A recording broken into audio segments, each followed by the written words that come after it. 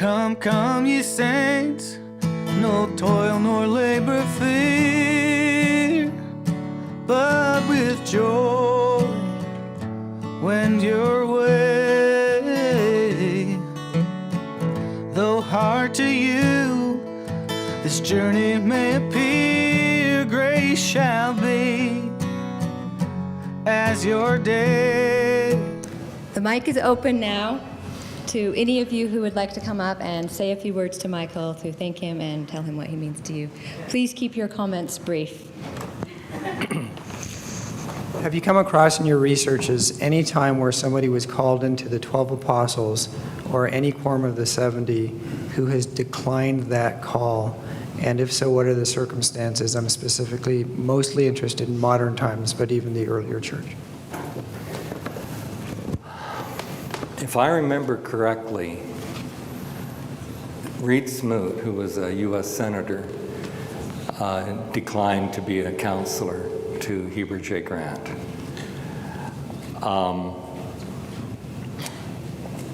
And I'm trying to think of any occasion other than that when somebody has declined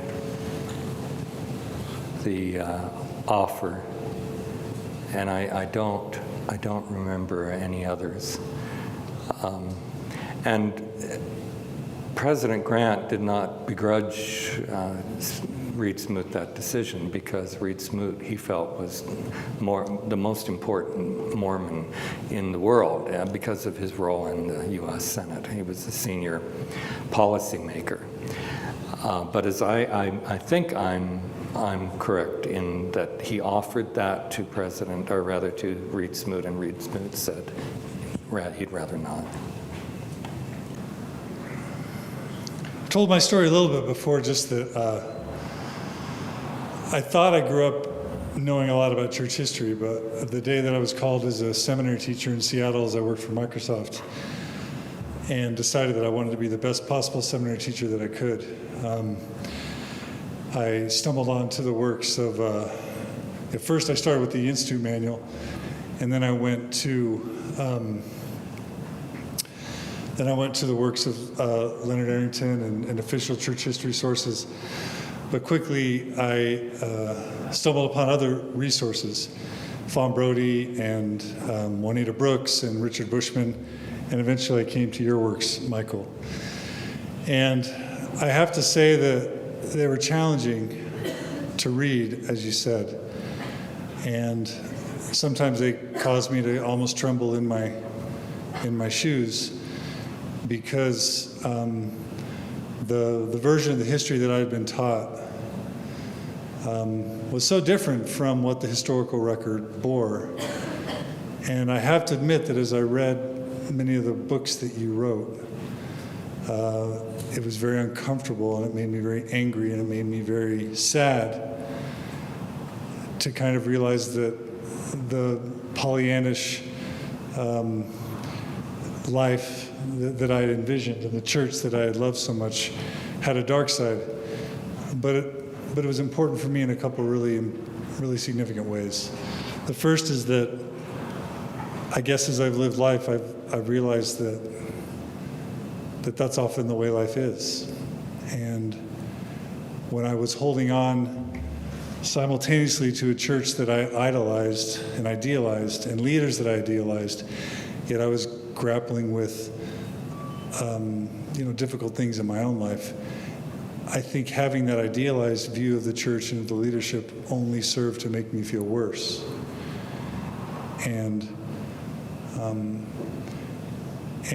I think that your faith in us to realize that we are strong enough to know the truth. One of the benefits of kind of understanding better the historical record is that instead of feeling terrible for your mistakes and for a life that didn't go quite the way you planned, when you find out that Joseph and Brigham and Emma and Juanita and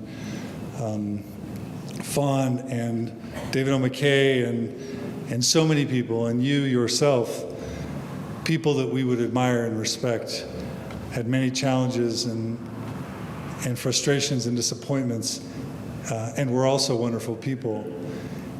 it kind of can take your defeated spirit and allow it to rise like a phoenix from the ashes, to realize that you can do good things and have a meaningful life and have bad things happen to you.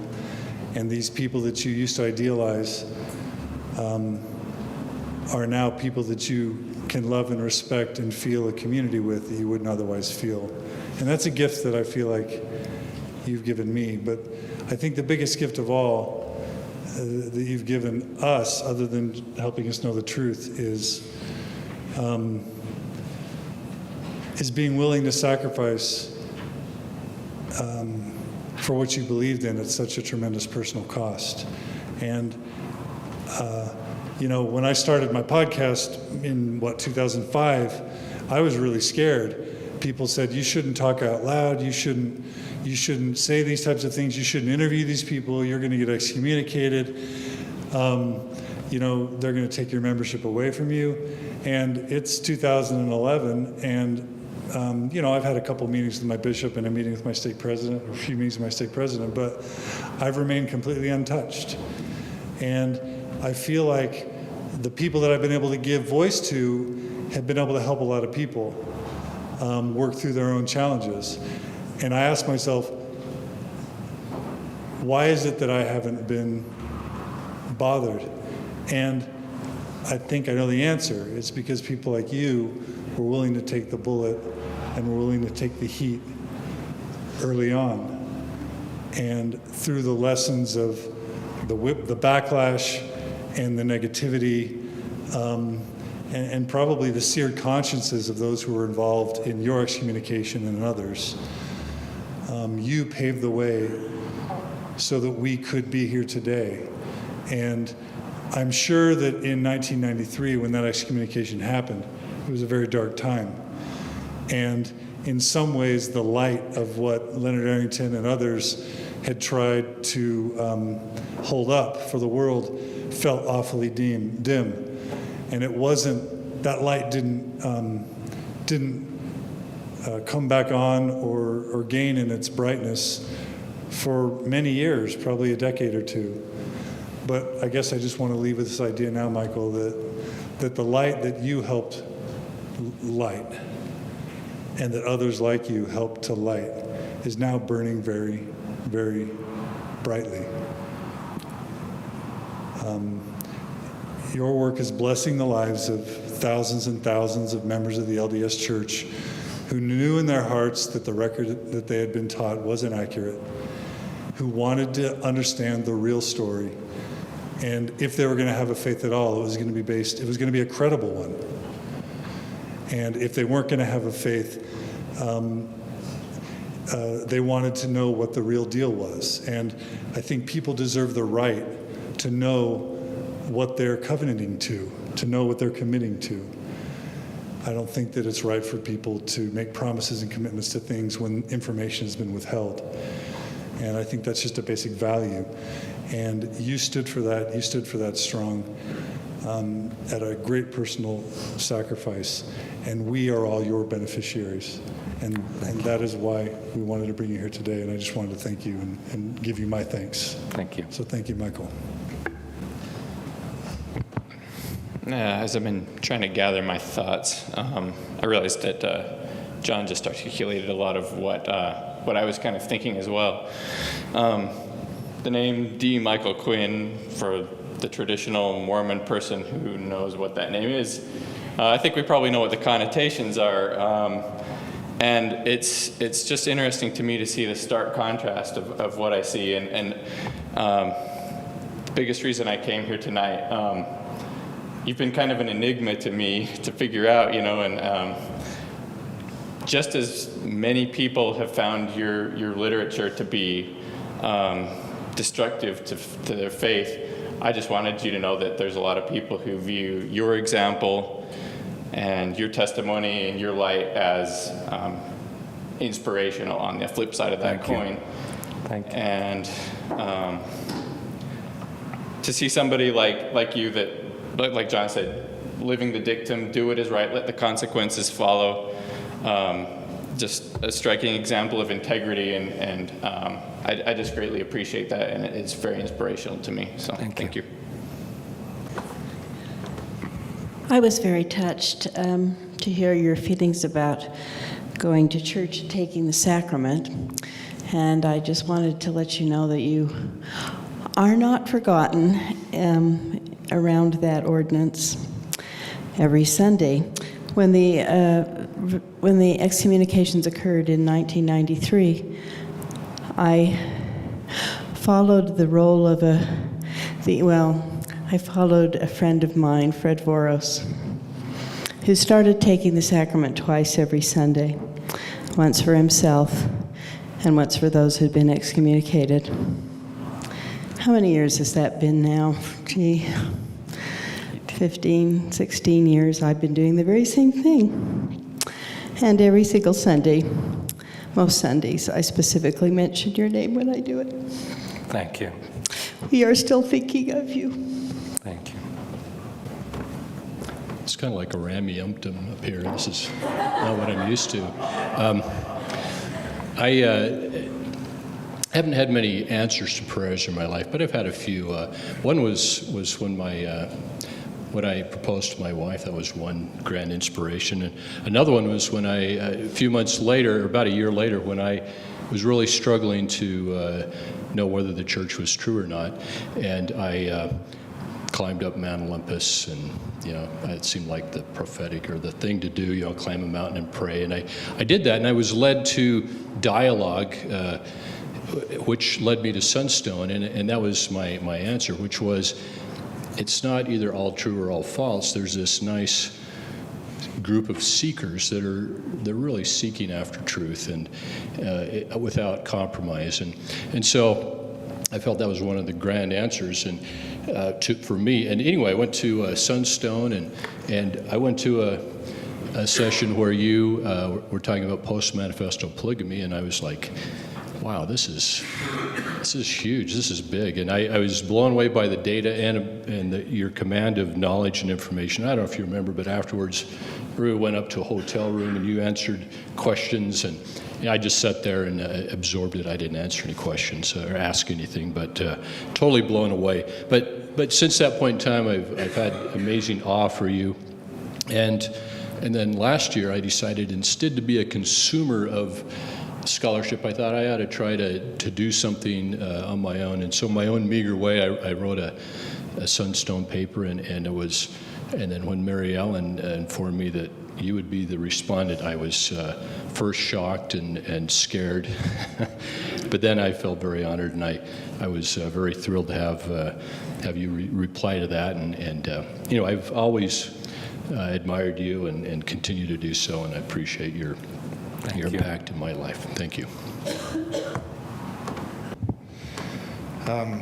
When I attend church here on the Unitarian Church on Sundays, we call this the God Box, and I can see why. It's nice to be up above everybody. I lost my testimony in the church long time ago, and it was a fairly gradual process, and it involved a lot of things that didn't make a lot of sense to me. But the biggest problem was that I never had the gift of faith. I rarely felt anything that I thought was an answer to prayer. But I thought the church, I still felt that the church early in my life was true because it made so much sense. If this was the way, if God was going to have a church, this was the one it should be. And when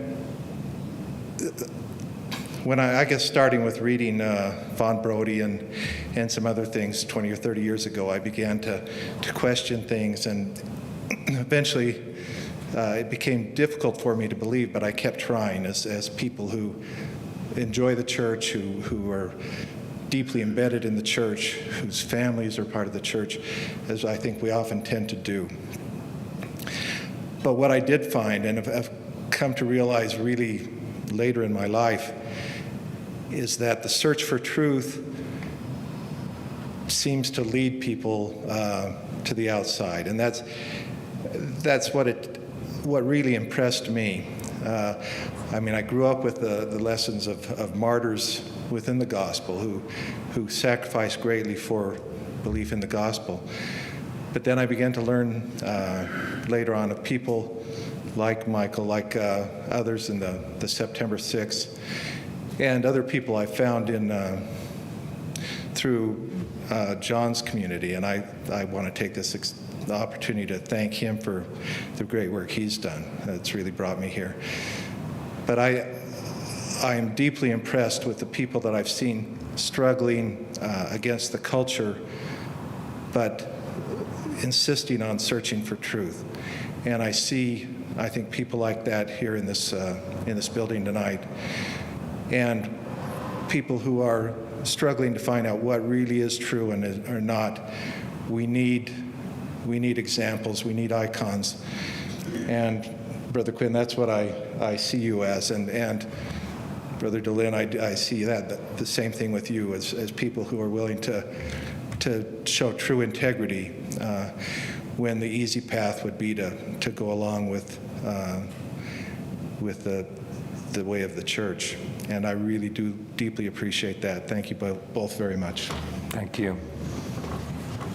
Okay, so I don't know how relevant this is, and I don't know anything, but I'm wondering, given the kind of, dare I say, rigid structure, power hierarchy that we see in the church and that you've documented historically on and on, what do you see as the future of that structure, of that hierarchy?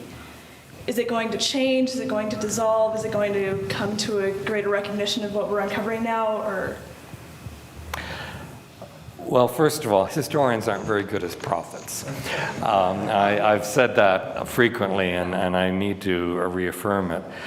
But I see the LDS Church leadership, the hierarchy, as absolutely devoted to building the kingdom in the institutional sense and blessing the saints in the rank and file sense.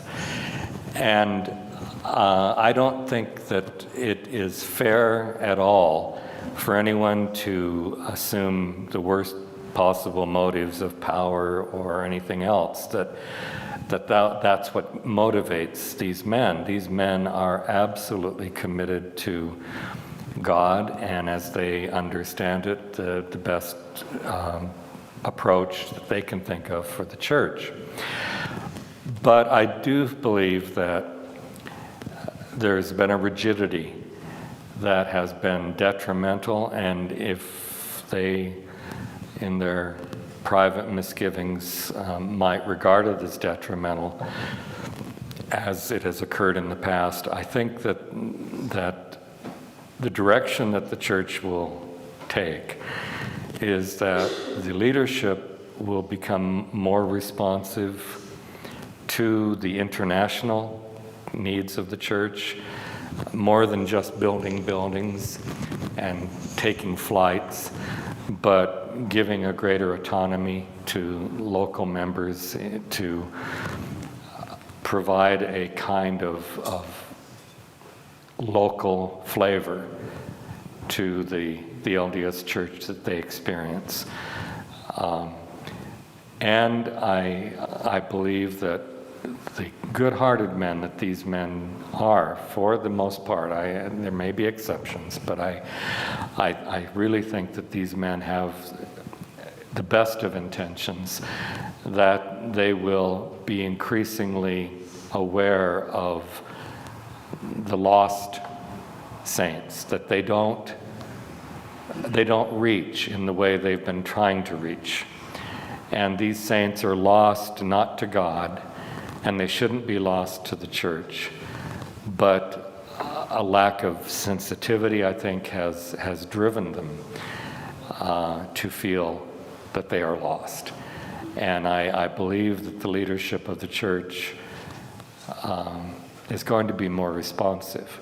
Not perhaps everyone, but I think that there's going to be a movement of greater openness to these disfranchised members of the church who feel a love for the church and yet feel abandoned, distant, alienated to one degree or another.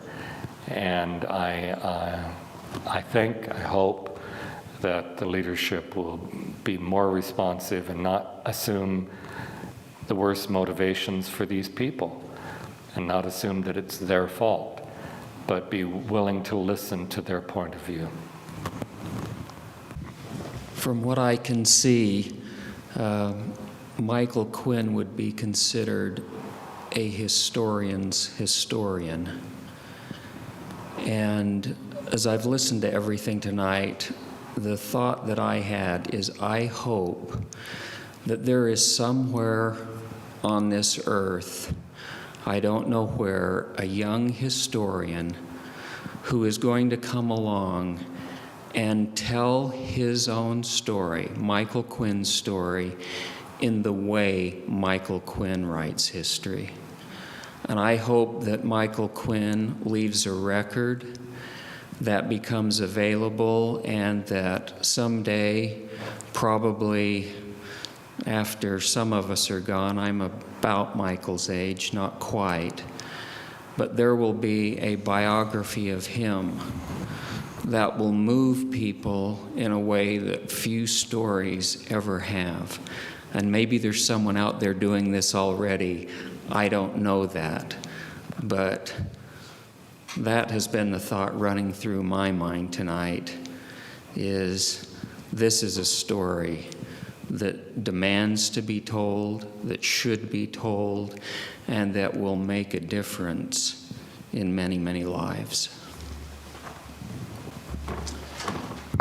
Michael, I just have a question for you. You were talking about like in the 70s that the archives were open, that you had access. I was just wondering, where were the archives? Are these the ones that are up in the church vaults, and where did you do your work, and what did you have access to? And when they've sealed it all up, what's no longer available now? The vaults that are in the Little Cottonwood Canyon, those are primarily microfilms that are kept in temperature-controlled, humidity-controlled environment that is shielded because of the granite mountain that they're in from the possibility of nuclear warfare or earthquake or many other disasters, both man-made and human, or pardon me, man-made and natural. The archives that I refer to are the records that have been kept as a sacred responsibility by the officially appointed historians of the church since the beginning. As I remember, John Whitmer was the first historian appointed, and Oliver Cowdery was appointed as a historian. And in sequence, there were a number down to the present, and gathering the documents of the official church as well as personal documents, diaries and letters that relate to the church have been very important. And that's the archives that I was introduced to as a fresh out of the Army graduate student in 1971. And those were housed at the time on the third floor of what is now the church office building, 47 East South Temple. And then in November of 1972, they were moved to the east wing of the 28-story church administration building. And now they're in their own building that is on the corner of North Temple and Main Street that I think was just opened earlier this year. That allows many of the records that were in storage and couldn't be put in the close proximity to the researchers, that those are now there. For a period of time, they were stored in the Granite Mountain vaults because they had no place else to put them. They had run out of storage space. But anyway, those are the archives that I'm referring to, the ones that were maintained primarily of written records, but also artifacts and with technology, sound recordings and video recordings that relate and relate to the history of the church. Michael, maybe it was my upbringing, but I grew up in a very Orthodox practicing family, but one that we discussed everything. It was very open. And I was as likely to get, my dad had a tradition of giving us piles of books at Christmas morning, and I was likely to get, as a teenager, Juanita Brooks' Mountain Meadows Massacre as anything else. So I just wanted to say that nothing I've read or heard from you or other of our great historians has ever shaken my faith in the institutional church. Part of that is, mainly it's just made my this history rich and complex and fascinating. And part of that is because older in my life, I had a very profound experience of connecting with God that grounded me. But also, the only thing that's really shaken me in my relationship in the church has been when I've seen people I admire and love mistreated, silenced, or judged by leaders or members. But I wanted to tell you that you've never shaken me. You've only... Good. I've sought you out every time you've spoken at Sunstone. I've been going to Sunstone for 30-some odd years, so thank you. Thank you. Well, this is kind of a fun style of testimony meeting where you occasionally ask questions to the person sitting on the stand. And I think we should adopt that into our wards. I think that would be kind of fun. But Brother Quinn, I am actually not as familiar with your works. This afternoon, I was just listening to my iPod, and it happened to be that your 1995 Sunstone Conversation just started playing, because that's the order that it was in on my podcast queue. And just hearing your story and the way that you honestly seek truth is something that I care very much about. And so when I heard you speaking, I just jumped in the car from Provo and realized that I could make it here before it started tonight. And I'm very glad that I did. I really appreciated the thoughts that you had and the way that you conveyed them. I do believe very much in the gospel, and I believe that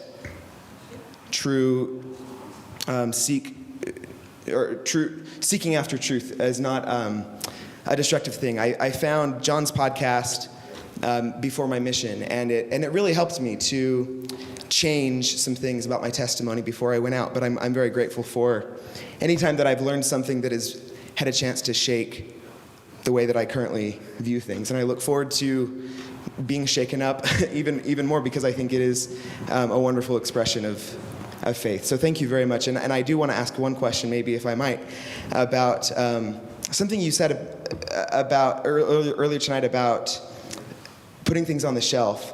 And I wonder if you could clarify, because to me that idea has always been something that you do when you're not inquiring after truth. But you've clearly demonstrated through all of your work that you're not afraid of truth. And so maybe if you might clarify how you adopt that principle and what it means to you. All right. You're right that putting things on the shelf can be a form of denial, that you don't want to confront the issue, so you just shove it into a closet, or you shove it on a shelf so that it's out of sight, out of mind. That's not what I think LeGrand Richards meant, or that's not what I think he meant. What I wanted him to be meaning was that there were some things he just couldn't sort out, as much as he might try. And when you come to the end of your ability to sort things out, rather than making a positive declaration, this is true or this is false, I think philosophically, personally, it's helpful to just put things on the shelf so that they don't have to be a crisis for you, or they don't have to be an obligation to say this is false or this is true. And I personally have done my best to explore every nook and cranny of Mormonism, but there are things that disturb me. For example, the doctrine of blood atonement, which was preached from the pulpit, published in the Deseret News and in the Journal of Discourses for the benefit of British saints and people living on the East Coast. It turns my blood cold. I mean, using mixed metaphors, but it just does not settle well with me. And yet it's a doctrine that I can trace to Joseph Smith. He began the teaching that revolves around that doctrine. Brigham Young refined it, but certainly did not invent it. And I find it difficult to feel comfortable with. I often say that I'm a 19th century Mormon without the violence and without blood atonement, because I don't endorse either one. And I think I understand it very well in terms of what they said. I don't see why it needs to be a part of the gospel that I should believe in. And so I'm not condemning them for teaching it. I just think it had unfortunate consequences, even if they were convinced it was a godly doctrine. So that's how I handle putting things on the shelf. I know you said before, Michael, that you hadn't been to the archives since 1986. You quit researching there? Oh, no, that's if I was understood as saying that, that's not quite true. In 1986, there was a new form that they required all researchers to sign, which gave the church the right to review anything before the person published it that they had researched at any time in the church archives. And I said I would sign that with a handwritten note from this time forward that I looked at, but I wouldn't allow that to apply to things I signed, or rather researched in the past. And they said, you have to sign it as is, and I refused to. Then around 1991, they changed that form. And I heard that they had changed it, but I didn't have a pressing need to go back to the archives, so I didn't until 1997, when I was preparing to do this revision, this expansion of the Early Mormonism and Magic World book.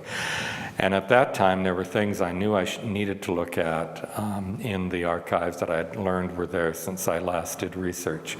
I went to the archives, and on the spur of the moment, I just asked if I could be admitted, and within 10 minutes, they gave me permission.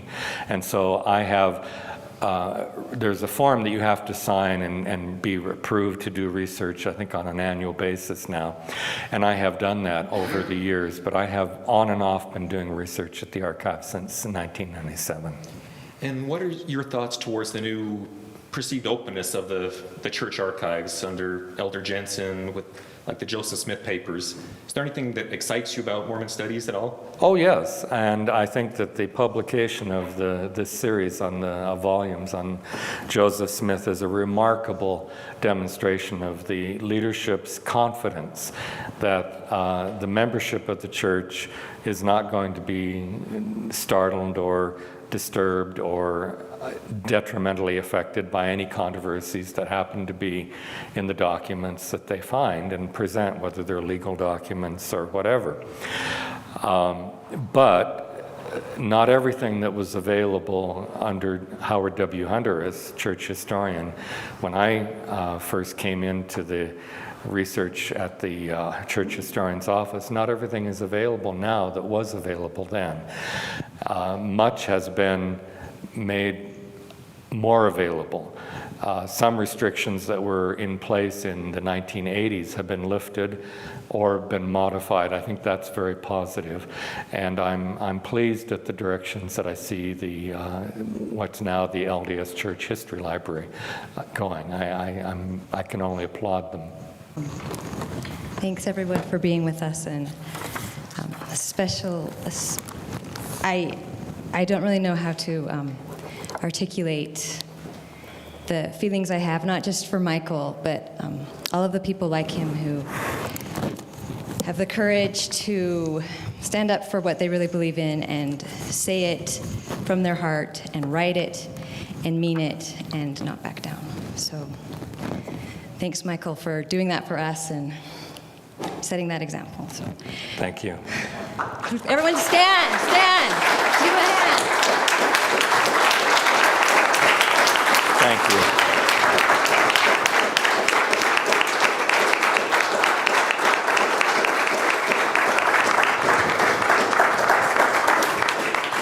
Thank you. Our Father in heaven, we're grateful for the chance to come together tonight. Grateful for the many hands and the loving hearts that conceived of this and made it happen. We're mostly grateful this night, though, for the crazy combination of qualities that's Michael Quinn. Stubbornness and faith, tenacity and courage. His sexuality, and all the things that have made him such a compassionate person and such a wonderful truth teller. We're grateful for the way that he's consecrated these gifts and these different things that are part of him in service of thee, in service of truth, and his gifts to all of us. And we're so grateful that we've been able to both hear from him and meet him better tonight, and also share our love back for him. Gratitude. We all came here for different reasons. We're in our struggles, we're in our wrestles with thee, with ourselves, with our past, with different things. And on nights like this, when we're feeling tender, we pray that whatever it is that we came here tonight, we'll latch on to that. And we'll turn it over in our hearts, and we'll be able to get a little closer to peace. And then we'll keep coming back, and we'll keep coming back, and we know that there'll be a blessing at the end of all this.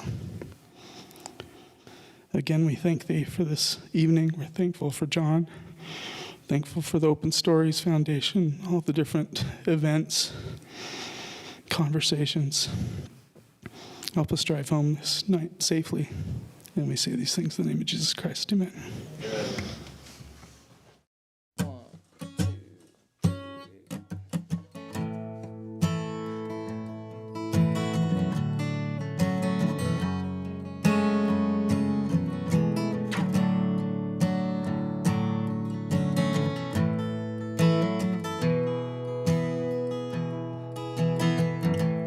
Come, ye saints, no toil nor labor fear, but with joy wend your way. Though hard to you this journey may appear, grace shall be as your day. 'Tis better far for us to strive our useless cares from us to drive to the sand joy. Your hearts will swell, oh, all is well, all is well.